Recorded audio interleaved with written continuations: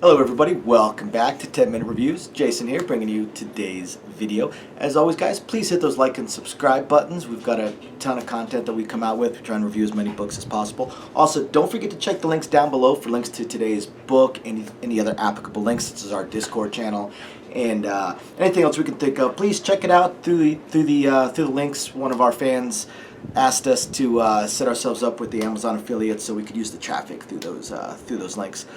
Otherwise, once again, thank you everybody for joining us, and I'm going to go ahead and get right into today's video.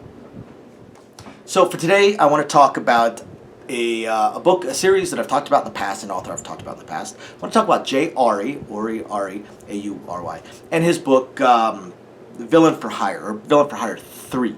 Third in the series. Really enjoyed the first few books. Real quick before I get into it, thank you very much to my patrons. I appreciate it. And guys, please email me on that site. I want to start a little book club kind of thing. I want some, one book a month thing that we all read. So email me so we can get some discussion going on that. We can figure it out from there. And otherwise, again, Villain for Hire 3.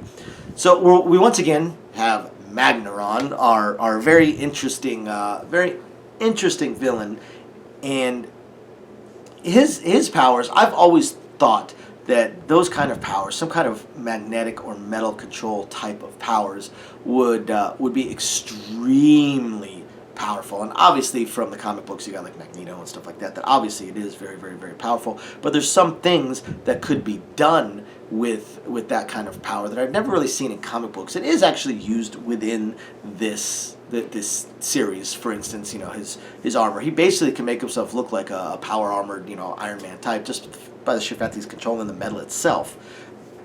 There's no technology. He didn't invent this suit of armor.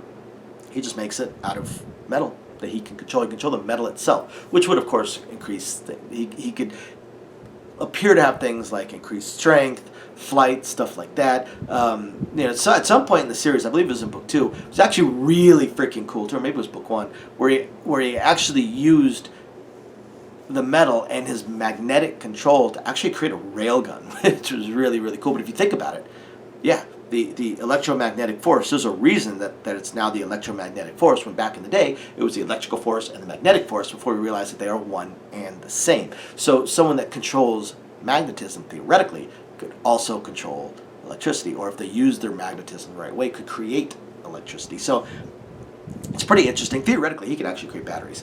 And of course, he's got his various allies, his little harem, such as Dolly, his sheep DNA'd master inventor, that is just bound and determined to give him a death ray. And then, his psychic member, well, that didn't sound right. his psychic girlfriend, I suppose, mind control girl, and of course his ice power girl is actually the daughter of one of the most powerful villains on this planet. Whereas Magneron, he's not actually a villain. He's just a businessman. He basically works for marketing companies to pretend to be a villain. When he goes to do one of his villainous escapades, he's not actually robbing the store, because the store is in on it. The store has agreed to this. Everything is set up in advance. He's there to make the hero look good, and that's all that he knows, the hero. So he's not actually a villain. In fact, more often than not, he keeps finding himself having to fight against the bad guys, as he did in book 1 and in book 2. Book 2 especially was it was almost a revenge kick that he had to then get involved in. This time around, he actually has to get involved in a world domination type of scenario, where you have a villain, a really stupidly named villain, really stupid. Some of these former supervillains and the powers they have and the names they have. Aury definitely makes a joke out of like the origin stories and stuff like that. It's a lot of fun. It's really funny. It's really goofy. And it's really silly. But this time around, it's not his sheep DNA'd inventor that is the target. It's his mind-controlling girlfriend, one of his many girlfriends, that is the target this time around of a supervillain or supervillain conglomerate that has this device that could basically pull off the whole world domination thing that is always the goal, it seems, in the comic books and the movies and stuff like that. of the superheroes, superpowers, supervillains, whatever you want to call it. That whole trope, world domination. But this time around, they actually have a machine that theoretically could do it.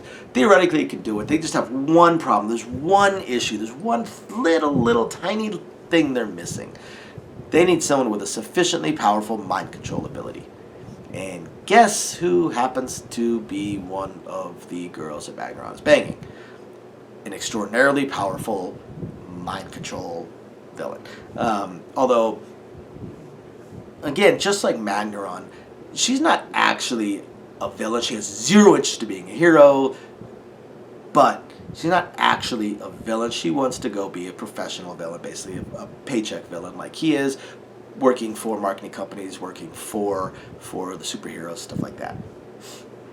But instead, she's being chased after because of her mind control abilities, and Magneron has to step in and figure it out, hunt him down, and deal with it. And that's where we get to the fact that Magneron is not a hero. When he has to, he's going to kill. He's going to destroy whatever is coming after him. He doesn't want to. He'd prefer not to because it's bad business, and he doesn't actually want to be a criminal. But he's not a goody two-shoes Boy Scout either. They come after him, they're going to die. They come after one of his, they're going to die. He doesn't care. So it occasionally puts him at odds with the major superheroes within this world as well, which leads to some really funny meetings there as well. So, guys, you got to check it out. It's a lot of fun. If you like the superhero, the harem lit, stuff like that, check out Villain for Hire as a series. Villain for Hire 3 I thought was a lot of fun. I actually liked Villain for Hire 3 better than I liked 2. And I enjoyed 2.